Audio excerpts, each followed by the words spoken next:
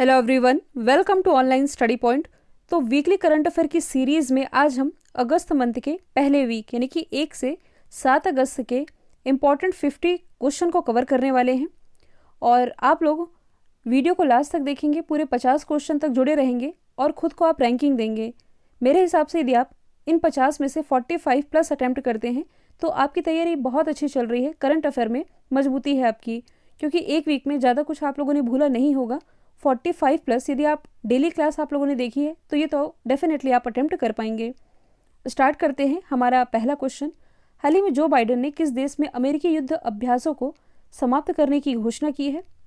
तो ये घोषणा की गई है इराक में। देखिए, पहले क्या हुआ कि जो बाइडेन के द्वारा, हालांकि ये फैसला पहले ही आ गया था जब डोनाल्ड ट्रंप का यहाँ शासन था, कि अफगानिस्तान में तालिबानियों का खात्मा करने के लिए जिन अमेरिकी सेनाओं की नियुक्ति की गई है इन्हें हम अब वापस बुलवा लेंगे, जो कि पिछले 20 सालों से अफगानिस्तान में तैनात थी।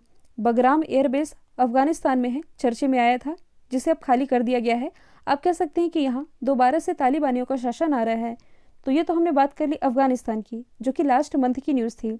हाल ही के दिनों में ये देखा गया है कि अब जो बाइडेन हैं, अमेरिका के प्रेजेंट टाइम के प्रेसिडेंट, इन्होंने इराक में जो अमेरिकी युद्ध अभ्यास थे इन्हें भी समाप्त करने की घोषणा कर दी है। आप कह सकते हैं कि ये शांति लाने का प्रयास कर रहे हैं दोनों देशों के बीच में। अगला क्वेश्चन है, सऊदी अरब ने भारत समेत रेड लिस्ट में शामिल देशों की यात्रा करने पर नागरिकों पर कितने साल की यात्रा प्रतिबंध लगाने की घोषणा की है? तो देखिए, अभी हाल ही में भारत, पाकिस्तान और भी कई कंट्रीज़ हैं जिन्हें सऊदी अरब के द्वारा रेड लिस्ट किया गया है। अब ये कैसा रेड लिस्ट है? कहने का मतलब है कि इन रेड लिस्ट किए गए देशों में खतरा ज़्यादा है। किसका खतरा? कोरोना संक्रमण का। तो सऊदी अरब नहीं चाहता कि वो जो संक्रमण है इनके देश में फैले, जिसके कारण अब ये नागरिकों को बैन कर रहा है। मतलब कि नागरिकों की ये जो यात्रा है 3 साल तक के लिए ये बैन कर देगा यदि उन्होंने रेड लिस्ट में शामिल किए गए देशों की यात्रा की। अगला क्वेश्चन है, किस देश ने भारत को 14 कलाकृतियाँ लौटाने का फैसला किया है?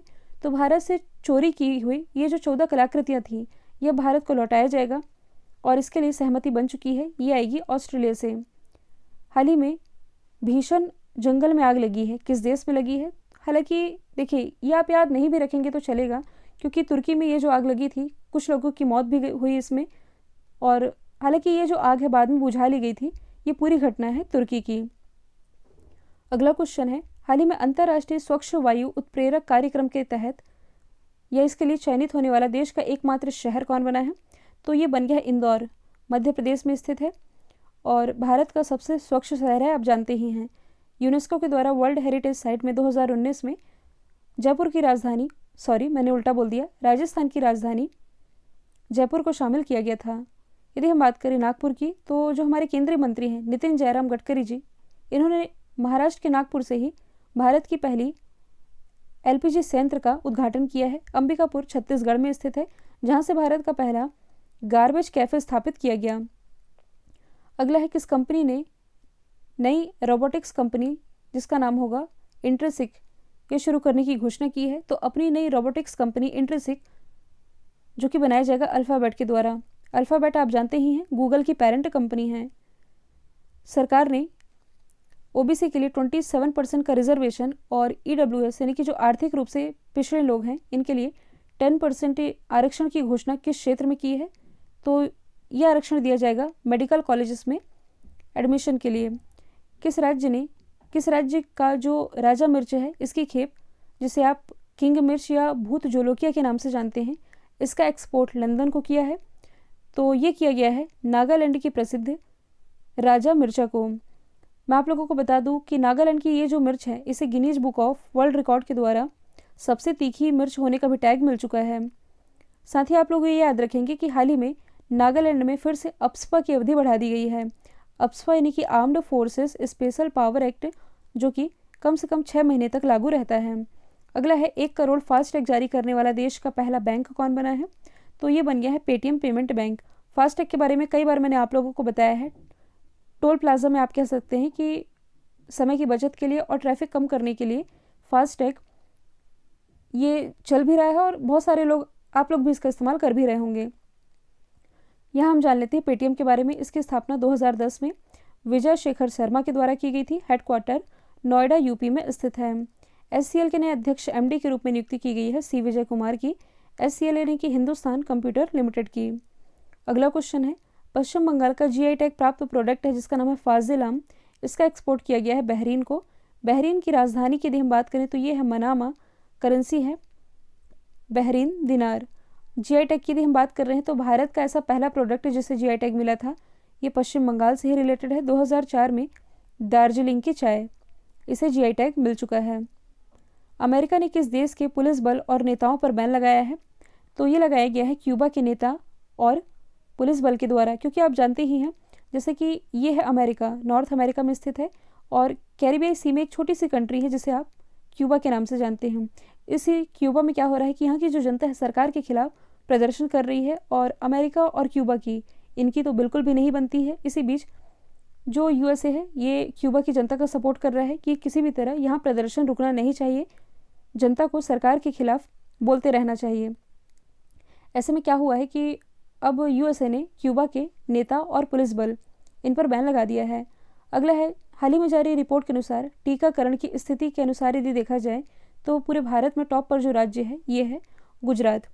यूनाइटेड नेशन जनरल असेंबली के 76वें सत्र की अध्यक्षता कौन करेंगे? वही करेंगे जो कि इसके अध्यक्ष होंगे। और कुछ समय पहले ही यूनाइटेड नेशन जनरल असेंबली के अध्यक्ष के रूप में अब्दुल्ला शाहिद की नियुक्ति की गई है जो कि मालदीव से बिलोंग करते हैं। किन दो देशों की नौसेना के बीच कॉर्पोरेट संयुक्त सैन्य अभ्यास हुआ है? तो नौसेना के बीच ये जो कॉर्पोरेट अभ्यास हुआ है ये हुआ है भारत और इंडोनेशिया की सेना के बीच। एक्सरसाइज की हम बात कर रहे हैं तो भारत और रूस के बीच में हाल ही में इंदिरा एक्सरसाइज संपन्न हुई है। भारत चीन के बीच में हैंड इन हैंड एक्सरसाइज होती है, जबकि भारत और नेपाल के बीच में सूर्य किरण एक्सरसाइज का आयोजन किया जाता है। किस देश में अकस्मात यानी कि अचानक से ही विश्व का सबसे बड़ा नीलम क्लस्टर पाया गया है? तो ये पाया गया है श्रीलंका में। डेफ एक्सपो, जिसे आप डिफेंस एक्सपो भी कह सकते हैं, इसका आयोजन कहाँ किया जाएगा? इसका आयोजन गुजरात के गांधीनगर में किया जाएगा, जिसके तहत जो भी रक्षा से रिलेटेड चीज़ें हैं, जैसे कि लास्ट ईयर जब ये हुआ था तब राफेल विमान हो गए, बोइंग विमान हो गए, विभिन्न देशों की जो कंपनियां हैं जिनसे रिलेटेड कुछ रक्षा उत्पाद आप कह सकते हैं, हथियार वगैरह, इनकी यहाँ प्रदर्शनी की जाती है। अगला है, भारत के नए महालेखा नियंत्रक कौन बने हैं? दीपक दास। पीयूष गोयल, इनकी नियुक्ति राज्यसभा में सदन के नेता के रूप में कर दी गई है, जबकि ये पहले हमारे रेल मंत्री थे। अब रेल मंत्री कौन बन गए हैं? अश्विन वैष्णव। उत्पल कुमार सिंह, ये कौन है? तो ये लोकसभा के महासचिव बनाए गए हैं और इन्होंने किनका स्थान लिया है? स्नेहलता श्रीवास्तव का। राकेश अस्थाना, इनकी नियुक्ति दिल्ली पुलिस आयुक्त के रूप में हाल ही में की गई है। कृषि कर्ण परियोजना जो कि किसानों से रिलेटेड है, इसकी शुरुआत केरल गवर्नमेंट के द्वारा की गई है और WTO यानी कि वर्ल्ड ट्रेड ऑर्गेनाइजेशन के द्वारा जो रिपोर्ट रिलीज़ की गई है इसके अनुसार कृषि उत्पाद के जो निर्यात होता है तो एक्सपोर्ट करने के मामले में भारत अच्छी स्थिति में है। भारत 9वें स्थान पर पहुंच गया है। जबकि यदि हम बात करें कि विदेशी मुद्रा भंडार के मामले में तो टॉप पर तो देखिए चाइना है, जबकि हाल ही में भारत इसमें रहा है 4थे स्थान पर। क्लाइमेट चेंज परफॉर्मेंस इंडेक्स यानी कि जलवायु परिवर्तन प्रदर्शन सूचकांक में भारत 10वें स्थान पर और डिप्लोमेसी इंडेक्स में भारत 12वें स्थान पर रहा था, जबकि टॉप पर चाइना रहा था। किस देश की सेना प्रमुख ने खुद को प्रधानमंत्री नियुक्त किया है? देखिए, ये MPPSC में पूछा गया क्वेश्चन है कि अभी जो घटना हुई थी ये फरवरी 2021 की बात है, जब म्यांमार में तख्ता पलट हुआ था, यहाँ सेना का शासन लग गया था। म्यांमार की जो नेता थी आंग सान सू की, इन्हें चुनावों में धांधली के आरोप में गिरफ्तार कर लिया गया था, जिसके बाद सेना का यहाँ शासन लगा और अब यहाँ के जो सेना प्रमुख थे जिनका नाम है मिन आंग हलेंग, इन्होंने स्वयं को यहाँ का प्राइम मिनिस्टर नियुक्त कर लिया है। अगस्त 2021 के लिए यूनाइटेड नेशन सिक्योरिटी काउंसिल की अध्यक्षता ये अपने देश भारत को सौंपी गई है और पहली बार इसकी अध्यक्षता करने वाले भारत के पहले प्राइम मिनिस्टर आप कह सकते हैं ये बने हैं नरेंद्र मोदी। हाल ही में किस देश में रहने वाले सभी डॉक्टर्स के लिए गोल्डन वीज़ा प्रदान किया जाएगा? तो ये किया जाएगा UAE में रहने वाले सभी डॉक्टर्स को। तो गोल्डन वीज़ा आप लोगों को मालूम ही है UAE से रिलेटेड है। भारत के भी कई लोगों को ये गोल्डन वीज़ा मिल चुका है। शाहरुख खान को मिल चुका है, सानिया मिर्ज़ा को मिल चुका है, इसके अलावा संजय दत्त। अगला क्वेश्चन है, भारत और चीन ने कहाँ नई हॉटलाइन स्थापित की है? तो ये स्थापित की है उत्तरी सिक्किम में। और यदि देखा जाए तो एक तरह के बातचीत का रास्ता आप कह सकते हैं इस हॉटलाइन के माध्यम से हो सकता है। तो भारत और चीन के बीच में ये 6वीं हॉटलाइन है। इसके पहले 5 ऑलरेडी स्थापित की जा चुकी हैं। अगला क्वेश्चन है, बुजुर्गों को कोविड का बूस्टर डोज देने वाला दुनिया का पहला देश जो कि हाल ही में बन गया है इजराइल, अल अक्सा मस्जिद के कारण चर्चे में आया था, जो कि यरूशलेम की घटना है। साथ ही दुनिया की पहली मास्क फ्री कंट्री ये भी इजराइल ही बना है। 2 ओलंपिक पदक जीतने वाली पहली भारतीय महिला कौन बनी है? पीवी सिंधु। हालांकि 2016 में जब रियो ओलंपिक हुए थे तब इन्होंने सिल्वर मेडल अपने नाम किया था और अभी के टोक्यो ओलंपिक 2020 में इन्होंने ब्रॉन्ज मेडल अपने नाम किया है। अगला है, हंगेरियन ग्रैंड प्रिक्स 2021 का खिताब किसने जीता है? तो ये फार्मूला 1 रेसर हैं स्टेबेन ओकॉन, जो कि अल्पाइन रेनॉल्ट के रेसर हैं, फ्रांस से बिलोंग करते हैं। अगला क्वेश्चन है, मुस्लिम महिला अधिकार दिवस ये कब मनाया गया? तो ये दिवस मनाया जाता है 1 अगस्त को, क्योंकि जो ट्रिपल तलाक का जो ऐतिहासिक फैसला था ये इसी दिन यानी कि 1 अगस्त 2019 को आया था। इसी की स्मृति में ये दिवस मनाया जाता है। अगला क्वेश्चन है, 2021 के लिए प्रतिष्ठित लोकमान्य तिलक राष्ट्रीय पुरस्कार से सम्मानित किसे किया गया है? तो ये साइरस पूनावाला को सम्मानित किया गया है, जो कि सीरम इंस्टीट्यूट ऑफ इंडिया के अध्यक्ष हैं। इन्हें क्यों सम्मानित किया गया है? तो महामारी के दौरान इन्होंने यानी कि इनकी कंपनी ने जो कार्य किया है, कौन सा कार्य किया है? वैक्सीन निर्माण का। तो इनकी company serum institute of India के द्वारा कौन सी वैक्सीन डेवलप की जा रही है? कोविशील्ड, जबकि कोवैक्सीन ये तो भारत बायोटेक डेवलप कर रही है। इसी के लिए इनके योगदान के लिए इन्हें सम्मानित किया गया है। सीरम इंस्टीट्यूट ऑफ इंडिया, इसका हेडक्वार्टर पुणे महाराष्ट्र में स्थित है। भारत की सबसे हल्की मेट्रो ट्रेन पुणे मेट्रो के लिए किस देश से भेजी गई है? तो ये जो सबसे हल्की मेट्रो ट्रेन है जो कि भेजी गई है इटली जो कि एक यूरोपियन कंट्री है, इसकी कैपिटल है रोम, करेंसी है यूरो। अगला क्वेश्चन है, निकोल पशिनियान फिर से किस देश के प्राइम मिनिस्टर बने हैं? तो ये फिर से आर्मेनिया के प्राइम मिनिस्टर बन गए हैं। अदर ऑप्शन की यदि हम बात करें तो हाल ही में ट्यूनीशिया में विरोधों के कारण यहाँ के जो प्राइम मिनिस्टर थे हिचेम मचीशी, इन्हें बर्खास्त कर दिया गया है। इसराइल के नए प्राइम मिनिस्टर बन गए हैं नेफ्ताली बेनेट, जबकि स्वीडन के प्राइम मिनिस्टर कौन बने हैं? स्टीफन लोफेन। साथ ही अविश्वास प्रस्ताव का सामना करने वाले ये स्वीडन के पहले प्राइम मिनिस्टर भी थे, हालांकि बाद में इन्होंने बहुमत सिद्ध कर दिया था। अगला है, गुइडो बेलिडो, ये किस देश के प्राइम मिनिस्टर बने? तो ये पेरू के नए प्राइम मिनिस्टर बन गए हैं। और पेरू, इसकी कैपिटल की यदि हम बात करें तो ये है लीमा, करेंसी है यूरो। देखिए ये तो बने हैं पेरू के प्राइम मिनिस्टर। हाल ही के दिनों में पेरू के नए प्रेसिडेंट भी बने हैं, और जो भी प्रेसिडेंट बने हैं ये पेरू के पहले किसान प्रेसिडेंट आप कह सकते हैं ये हैं। इनका नाम क्या है? कमेंट बॉक्स में बताएंगे। कोविड-19 के खिलाफ 100% वैक्सीनेशन करने वाला पहला भारतीय शहर कौन बना है? तो ये बन गया भुवनेश्वर, जो कि ओडिशा की राजधानी है। जबकि पहला भारतीय, या आपसे पूछा जाए पहला यूटी जिसने कि अपनी सभी आबादी का 100% वैक्सीनेशन किया है, तो ये है लद्दाख। अगला है, प्राइम मिनिस्टर नरेंद्र मोदी ने किस डिजिटल पेमेंट मोड को लॉन्च किया है? ई रुपी को। खाद्य सुरक्षा योजना को मजबूत करने के लिए एक राष्ट्र एक राशन कार्ड योजना, जो कि ओडिशा के द्वारा ये शुरू कर दी गई है। यानी कि आप भारत के किसी भी राज्य के यदि नागरिक हैं, किसी भी राज्य का आपके पास राशन कार्ड है, आपको राशन मिल सकेगा। अगला है, कुथरिन सुरंग, जो कि चर्चे में था, किस राज्य में स्थित है? केरल में।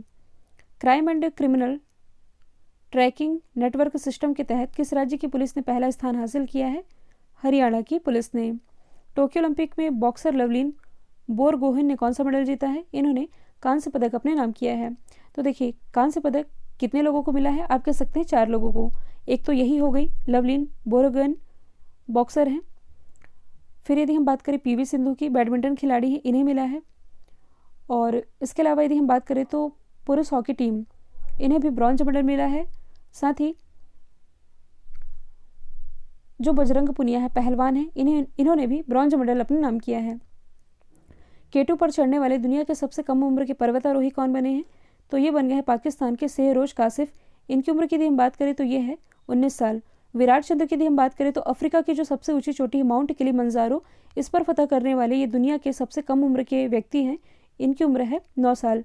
जबकि जो दुनिया की सबसे ऊंची चोटी है माउंट एवरेस्ट, नेपाल में स्थित है, इस पर चढ़ाई करने वाले दुनिया के सबसे उम्रदराज व्यक्ति ये हाल ही में ऑर्थर मुयर बन गए हैं। शिकागो से बिलोंग करते हैं। इनकी उम्र 75 साल है। जबकि माउंट एवरेस्ट पर ही सबसे कम समय में चढ़ाई करने वाली दुनिया की पहली महिला यदि आपसे पूछा जाए तो ये बनी थी हांगकांग की सांग यिंग हंग। इन्होंने टोटल 26 घंटे, एग्जैक्ट यदि हम बात करें तो 25 घंटे 50 मिनट में इन्होंने माउंट एवरेस्ट की पूरी चढ़ाई कर ली थी। किस यूटी में मालदीव शैली के वाटर विला स्थापित किए जाएंगे? तो मालदीव में जिस प्रकार से वाटर विला है, पानी के ऊपर जो एक तरह के विला बनाए जाते हैं जिनके चार्जेस बहुत ज़्यादा होते हैं, दिखने में भी अट्रैक्टिव लगते हैं, सेम उसी पैटर्न में आप कह सकते हैं कि जो लक्षद्वीप है उसी तरह के यानी कि मालदीव शैली के वाटर विला स्थापित किए जाएंगे। टूरिज्म को बढ़ावा मिलेगा। अगला है, अभी जो स्वतंत्रता दिवस मनाया जाना है 15 अगस्त को, इसमें मुख्य अतिथि के रूप में कौन शामिल होंगे? भारतीय ओलंपिक दल, जो कि टोक्यो ओलंपिक में शामिल हुए थे, जिन्होंने भारत को रिप्रेजेंट किया था। अगला है, भारत के पहले भूकंप मोबाइल ऐप का अनावरण किस राज्य ने किया है? इसका अनावरण किया गया है उत्तराखंड के द्वारा। अगला क्वेश्चन है, टोक्यो ओलंपिक में पहलवान रवि कुमार दाहिया ने कौन सा मेडल जीता है? तो इन्होंने सिल्वर मेडल अपने नाम किया है। तो देखिए 4 ब्रॉन्ज मेडल हमने डिस्कस कर लिए हैं, इसके अलावा 2 सिल्वर मिले हैं। एक तो मिला है रवि कुमार दाहिया को, दूसरा मिला है मीराबाई चानू को, वेट लिफ्टिंग यानी कि भारत तोलन से रिलेटेड है, मणिपुर से बिलोंग करती हैं। तो 4 ब्रॉन्ज हो गए, 2 हो गए सिल्वर और एकमात्र गोल्ड मिला है नीरज चोपड़ा को। भाला फेंक यानी कि जेवलिन थ्रो से रिलेटेड है, आप लोगों को मालूम ही है। तो यहाँ से 10 मेडल और किन किन ने ये प्राप्त किया है आप लोगों को रट चुका होगा। अगला है क्यूएस यानी कि Quacquarelli Symonds best student cities ranking में कौन सा शहर टॉप पर रहा? लंदन रहा था टॉप पर, म्यूनिक दूसरे स्थान पर, तीसरे स्थान पर सियोल रहा था। IMF यानी कि इंटरनेशनल मॉनेटरी फंड ने गरीब देशों को कोविड-19 से निपटने के लिए कितने अरब डॉलर की सहायता राशि मंजूर की है? 650 अरब डॉलर की। IMF की स्थापना 1945 में हुई। हेडक्वार्टर वॉशिंगटन DC में स्थित है। MD है क्रिस्टलीना जॉर्जीवा।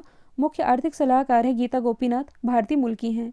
अगला है राजीव गांधी खेल रत्न अवार्ड, इसका नाम परिवर्तित किया गया है, अब ये जाना जाएगा मेजर ध्यानचंद के नाम से। मेजर ध्यानचंद जिन्हें हॉकी का जादूगर भी कहा जाता है, और इन्हीं की स्मृति में 29 अगस्त को हम मनाते हैं राष्ट्रीय खेल दिवस, जबकि अंतर्राष्ट्रीय खेल दिवस ये मनाया जाता है 6 अप्रैल को। अगला क्वेश्चन है, 41 साल के बाद जर्मनी को हरा करके टोक्यो ओलंपिक में भारतीय हॉकी टीम ने कौन सा मेडल जीता है? तो इन्होंने ब्रॉन्ज मेडल यानी कि कांस्य पदक अपने नाम किया है। अगला है, ओलंपिक में हैट्रिक बनाने वाली पहली महिला हॉकी खिलाड़ी कौन बनी है? ये बन गई हैं वंदना कटारिया, यानी कि ऑप्शन डी इसका राइट आंसर हो जाएगा। वंदना कटारिया को हाल ही में उत्तराखंड का अम्बेसडर भी नियुक्त कर दिया गया है। अगला है, ओलंपिक खेलों के फाइनल में प्रवेश करने वाले पहले भारतीय भाला फेंक खिलाड़ी कौन बने हैं? तो देखिए, जब हम ये डिस्कस कर रहे थे अगस्त के फर्स्ट वीक की, उस समय तक नीरज चोपड़ा फाइनल में नहीं पहुंचे थे। अब तो ये फाइनल में पहुंच भी गए और इन्होंने भारत को गोल्ड भी दिला दिया है। तो नीरज चोपड़ा फाइनल में पहुंचे थे, जो कि विजेता रहे थे। गोल्ड मेडल इन्होंने भारत के नाम किया। और साथ ही आप लोग याद रखेंगे कि 13 साल के बाद ओलंपिक में भारत को इन्होंने गोल्ड जिताया है। इसके पहले 2008 में अभिनव बिंद्रा ओलंपिक में गोल्ड लेकर के आए थे। तो ये थे वीकली करंट अफेयर सीरीज से related top 50 important question. Speed ज़्यादा थी, मैंने जानबूझकर स्पीड ज़्यादा ही रखी थी, आप लोगों का बेहतर रिवीजन हो पाया होगा। अब आप लोगों को कमेंट बॉक्स में बताएंगे कि आप लोगों ने इस 50 में से कितने सही अटैम्प्ट किए हैं। वीडियो यदि पसंद आया है तो लाइक कीजिए, शेयर कीजिए, चैनल को सब्सक्राइब करना बिल्कुल मत भूलिएगा। आज के लिए इतना ही। Thank you so much.